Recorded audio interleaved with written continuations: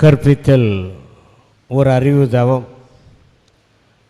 இருண்ட அறையில் ஏற்றிய தீபம் மாணவர் வாழ்வில் செதுக்கும் சிற்பங்கள். விதைக்கும் போதே விருட்சத்தை காண்பவர்கள். நாளைய சமுதாயத்தை இன்றே நினைப்பவர்கள். அன்பால்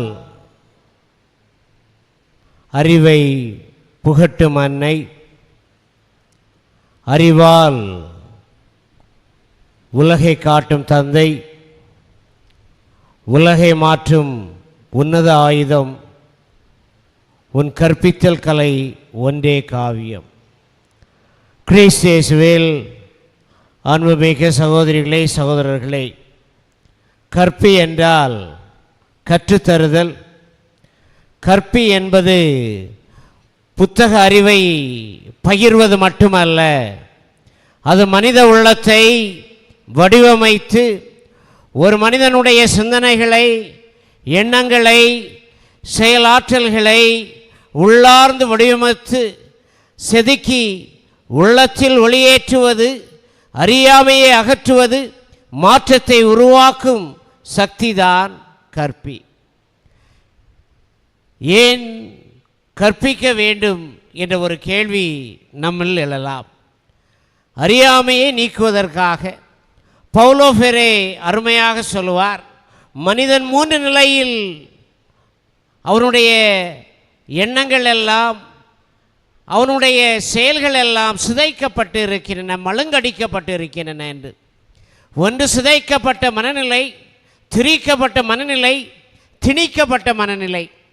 இந்த 3 வகையான மனநிலையில் யார் தெளிவடைந்து விழிப்புணர்வு பெற்று வருவார்களோ அவர்கள்தான் தங்களுடைய அறியாமையை நீக்கி நல்ல நிலைகளை அடைய முடியும் என்று அவர் சொல்வார். இரண்டாவதாக நாம் பார்த்தோம் என்றால், மனிதனாக மனிதனை உருவாக்குவதற்கு நாம் கற்பிக்க வேண்டும்.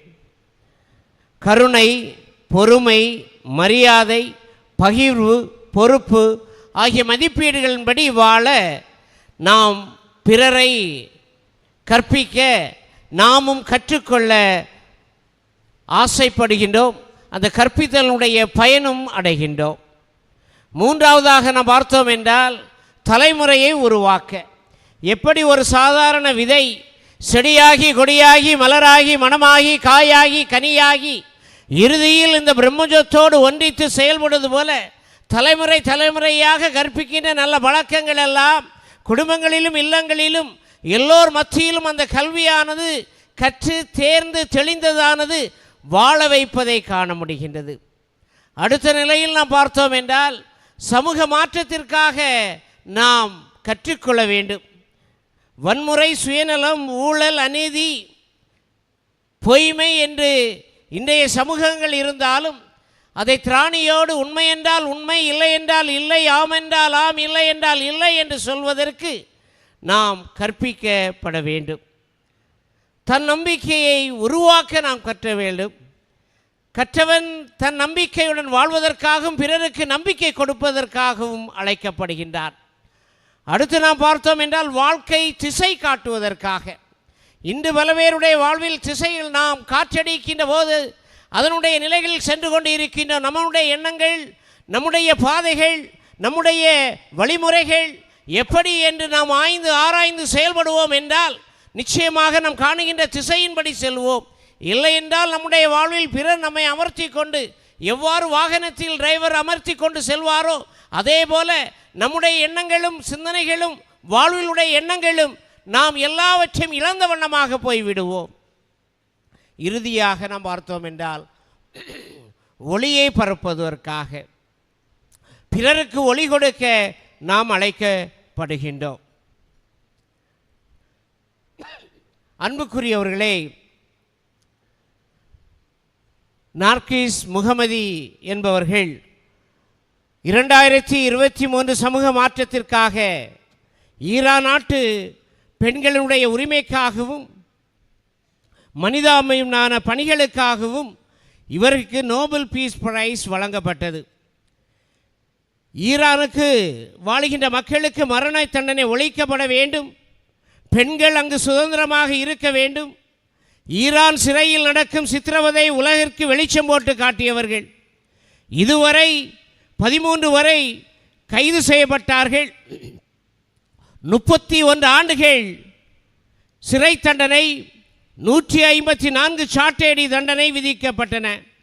இவருக்கு 2 குழந்தைகள் உண்டு. ஆனால் இவர் தற்போது 10 ஆண்டுகளுக்கு மேல் சிறைச்சாலையில் இருக்கின்றார். உண்மையை உண்மையாக உரைத்ததனால் ஈரான் நாடு அவரை சிறையில் அடைத்து வைத்திருக்கின்றது. அவருடைய கணவனும் ஒரு போராளி, 2 மகன்களும் பிரான்ஸ் நாட்டில் தஞ்சம் புகுந்துள்ளார்கள். இவர்களுக்கு நோபல் பிரைஸ் அழைத்தவுடனே ஈரான் அரசாங்கம் சொன்னது, நாங்கள் இவர்களை விடமாட்டோம் என்று அவருடைய மகன்கள் பெற்றுக்கொண்டார்கள். ஆனால் அவர்களுடைய வாழ்வை நாம் அலசி பார்க்கின்ற போது எல்லோரும் சமமாக வாழ வேண்டும். குறிப்பாக அந்த ஈரான் நாட்டினுடைய மக்கள் சுதந்திர காற்றத்தை அவர்கள் சுவாசிக்க வேண்டும் என்றும் அவர்களுக்கு இருந்தது. சுதந்திரம் கிடைக்கும் வரை எனது போராட்டம் ஓயாது என்று அவர்கள் முழங்கிக் கொண்டிருக்கின்றார்கள். கடந்த 10 ஆண்டுகளுக்கு மேல் சிறையில் இருந்தும் தங்களுடைய குழந்தையும் கணவனை பார்க்க வேண்டும் என்ற ஆசை இருந்தும் அரசாங்கம் அவர்களுக்கு அனுமதி வழங்கவில்லை. பல்வேறு நோயினால் பாதிக்கப்பட்டிருக்கின்றார்கள், இதய நோயினால் பாதிக்கப்பட்டிருக்கின்றார்கள், மற்றும் உடல் ரீதியான நோய்கள் இருந்தாலும் தன்னுடைய எண்ணங்களிலும் சிந்தனைகளிலும் தான் எடுத்துக்கொண்ட நிலைப்பாடுகளிலும் எந்த நிலையில் இருந்தாலும் நான் அஞ்சாமல் நான் என்னுடைய அந்த போராட்டத்திற்காக என்னை நான் கையளிப்பேன் என்று இருக்கின்றார்கள். அவர்கள் எழுதிய புத்தகம் ஒயிட் டார்ச்சர் என்ற புத்தகம், வெள்ளை சித்திரவதை. அதில் குறிப்பாக சிறைச்சாலையில் 12 ஈரான் பெண்கள் அவர்கள் சந்தித்த சவால்களை எழுதிய புத்தகம்.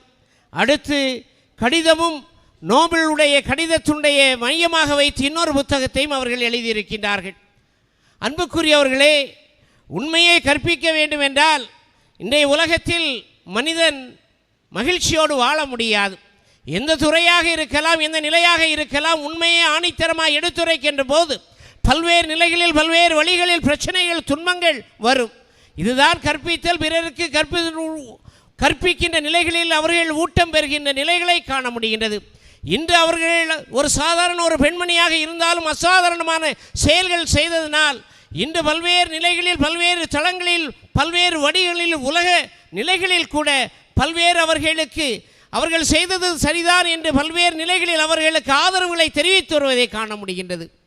அன்பு செய் என்று நாம் பார்க்கின்ற போது இயேசு கிறிஸ்து அன்பை பற்றி சொல்கின்றார். பழைய ஏற்பாட்டில் நாம் பார்க்கின்றோம் 10 கட்டளைகள். ஆனால் இயேசு அதை சுருக்கி 2 கட்டளைகளாக மாற்றுகின்றார். ஒரு வரலாற்று சூழல், த கான்டெக்ஸ்ட். இயேசு வாழ்ந்த காலத்தில் யூத மத அறிஞர்கள், குறிப்பாக பரிசேயர்கள், சதுசேயர்கள், மறைநூல் அறிஞர்கள், சட்ட வல்லுநர்கள் எல்லோருமே அவர்கள் விவிலியத்தில் உள்ள முதல் 5 புத்தகத்தை, பெண்டா என்றால் 5, டூகோஸ் என்றால் கலெக்ஷன்ஸ் ஆஃப் புக், அந்த 5 புத்தகத்தில் அவர்கள் 603 சட்டங்களை விதித்து அதன்படி வாழ வேண்டும் என்று அவர்கள் சாதாரண ஏழை எளிய மக்களை, சாமானிய மக்களை, முகமிருந்து முகவரி இல்லாத மக்களை திணித்து கொண்டிருந்தார்கள். இந்த 613 சட்டங்களில் 365 சட்டங்கள் அதை இந்த சாதாரண வலுவிழந்த மக்கள் அதை சரியாக பராமரித்து அதை நடைமுறைப்படுத்துகிறார்களா என்று பார்த்தார்கள். தண்ணீர் ஒருவருக்கு ஊற்ற வேண்டும் என்றால் முதலில் அவர்கள் கை குப்பி அண்ணாந்து பார்த்து ஜெபிக்க வேண்டும். அதன் பிறகு அவர்கள் குனிந்து இருக்க வேண்டும். மேலே இருந்த அடிமைகள் தண்ணியை ஊற்றுவார்கள். அதன் பிறகு தண்ணீர் ஆனது கையில் படப்படும்.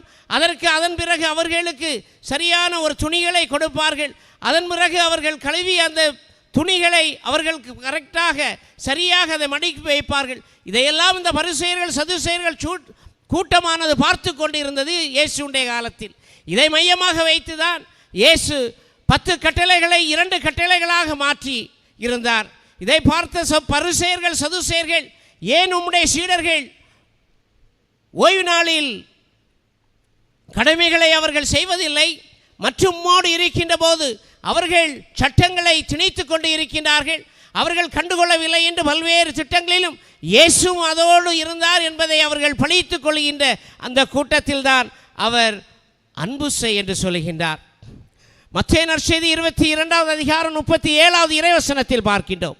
உன் முழு இதயத்தோடும் உன் முழு உள்ளத்தோடும் முழு மனதோடும் உன் கடவுளாகிய ஆண்டவரை நீ அன்பு செய்வாயாக. மத்தேயு நற்செய்தி 22வது அதிகாரம் 39வது இறைவசனத்தில் பார்க்கின்றோம். உன் மீது அன்பு கூறுவது போல உனக்கு அடுத்து இருப்பவர் மீது நீ அன்பு கூறுவாயாக என்று சொல்கின்றார்.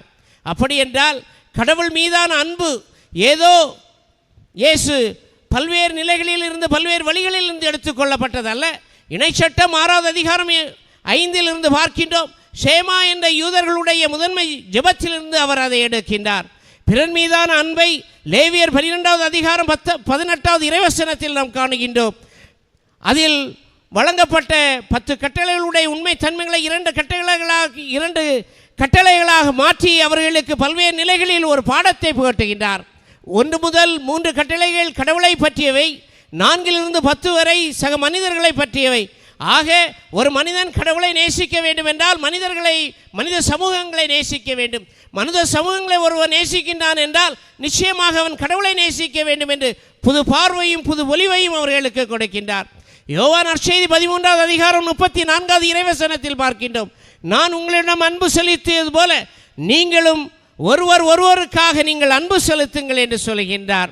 முதல் வாசகத்தில் நாம் பார்க்கின்ற போது இறைவாக்கினர் எசாயாவுடைய புத்தகம் கற்று தருதலையும் கற்பிக்கின்ற நிலைகளை நாம் பார்த்தோம் என்றால் எசாயா புத்தகம் 28வது அதிகாரம் 26வது இறைவசனம் மற்றும் 48வது அதிகாரம் 17வது இறைவசனத்தில் கடவுளே சிறந்த போதகராக சொல்லப்படுகின்றது. எசாயா புத்தகம் 50வது அதிகாரம் 4வது இறைவசனத்தில் சீடர்களுக்கு கற்பிக்கின்றார். எசாயா புத்தகம் 2வது அதிகாரம் 3வது இறைவசனத்தில் சியோனிலிருந்து வெளிப்படும் இறை போதனை பற்றி சொல்கின்றார். எசாயா புத்தகம் 54வது அதிகாரம் 13வது இறைவசனத்தில் குழந்தைகளை கற்பிக்கின்றார். எசாயா புத்தகம் 36வது அதிகாரம் 20 முதல் 21 தடையற்ற போதனைகளை அவர் உண்மை நிலைகளை கொடுக்கின்றார். அப்படி என்றால் உண்மையான ஞானம் யாரிடம் வருகிறது என்று அவருடைய கேள்விகளை கேட்கின்ற போது உண்மையான ஞானம் கடவுளிடம் இருந்தே வருகிறது என்று சொல்கின்றார். மாற்றத்தை ஏற்படுத்துவது அது நம்பிக்கை, சரியான நிலைகளில் ஆறுதல் அளிப்பது, துயருற்றோர் அவர்கள் மகிழ்ச்சியை காண்பது என்று பல்வேறு நிலைகளில் அவர்களுக்கு கற்றுக் கொடுக்கின்ற நிலைகளை காண முடிகின்றது. 2வது வாசகத்தை நாம் பார்த்தோம் என்றால் பவுலடியார் 2 தீமோத்தேயில் திருமுகத்தில் 3வது அதிகாரத்தில் 14 முதல் 17 இருந்து பார்க்கின்ற போது இறைவார்த்தையின்படி போதித்தலும், உண்மையை இறை போதனை நேசித்தலும், களம் பார்த்து போதித்தலும், தவறான போதனைக்கு எதிராக கற்பித்தலும், குடும்பத்தில் தொடங்கி கற்பிக்கின்ற நிலைகளில் 2 தீமோத்தேயில் நாம் காணலாம்.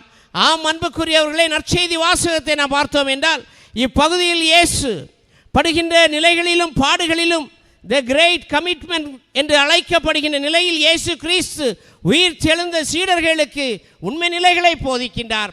இயேசு கிறிஸ்து உயிர் தாண்டவனா வல்லமை வருகின்ற போது சீடர்கள் மத்தியில் பல்வேறு சலனங்கள் இருக்கின்றன. இவர் உண்மையிலேயே வந்து விட்டாரா அல்லது இவர் ஒரு போலியா, இவரை தொட வேண்டும் என்று தோமாஸ் நினைக்கின்றார். பல்வேறு நிலைகளில் பல்வேறு வழிகளில் கேள்விகள் வருகின்றன. விவிலியத்தில் நாம் பார்க்கின்றோம் பல வழிகளில் அவர் பலவாறு மக்களுக்கும் குறிப்பாக சீடர்களுக்கும் அவர் காட்சி கொடுக்கின்றார். அதன் பிறகு சீடர்கள் அவரை உள்ளார்ந்த அனுபவங்களை பெறுகின்றார்கள். எவ்வாறு பெந்தோஸ்தினுடைய பெருவிழாவிலே தூயாவி அசைந்தாடி வந்தது போல இவருடைய வாழ்வில் ஒரு மாற்றம் ஏற்படுகின்றது. இயேசு இறந்த பிறகு இவர்கள் எல்லாம் இழந்து விட்டதாக அங்கும் இங்குமாக போய் அலைந்து விட்டார்கள். ஆனால் உயிர் தாண்டவர் உயிர்த்து விட்டார். எல்லாம் நாம் இனி அவர்களோடு இருந்து இறையாட்சி பணியை செய்ய வேண்டும் என்று சொன்னது மட்டுமல்லாமல் அவர்கள் செய்தார்கள். அவருடைய வாழ்வுகளை பார்க்கின்ற போது எல்லோருமே ஏறத்தாழ எல்லா சீடர்களுமே அவரோடு இருந்தவர்கள் எல்லாம் துன்புறுத்தப்பட்டு கொலை செய்யப்பட்டார்கள். ஆம் அன்புக்குரியவர்களே, கற்பித்தல், பிறருக்கு கற்றுக் கொடுத்தல் என்பது நாம் வாழ அழைக்கப்படுகின்றோம். கற்பித்தல் கற்றுக் கொடுத்தல் என்பது கடினமான ஒன்று. அதன்படி வாழ்வதுதான் சிறந்தது. இயேசு கற்றார், கற்றுக் கொடுத்தார், கற்பித்து சமூகங்களை உருவாக்கினார் என்றால் அவர் அதன்படி வாழ்ந்து காட்டினார்.